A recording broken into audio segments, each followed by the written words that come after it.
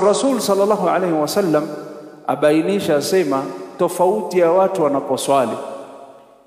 Kuna watu wanaposwali swala wote wako nyuma ya imam, waswali pamoja lakini thawabu zao ni tofauti. Asema Rasul sallallahu alaihi wasallam fi hadithi alladhi akhrajahu Ahmad fi musnadi, innal abda la yusalli as-salah, utaona mja wa Allah yusali swala, ma yuktabu lahu minha illa ushruha au tus'uha thumunuha sub'uha sudusuha khumsuha rubu'uha thuluthuha nusfuha.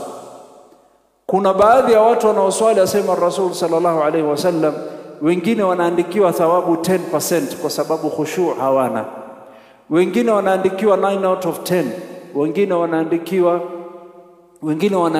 thumunuha, wengine wanaandikiwa rubu'uha, wanaandikiwa robo 25%, wengine wanaandikiwa thuluthuha 33% ajr, wengine wanaandikiwa nisfuha, wengine wanaandikiwa thawabu ni 50%. Sote hatuko level moja.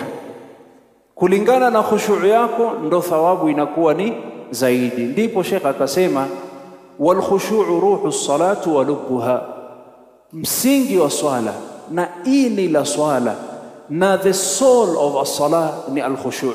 Si movement ya kurukuu na kusujud, wala si maneno unayozungumza, lakini akili yako kuwa pale bila kutoka.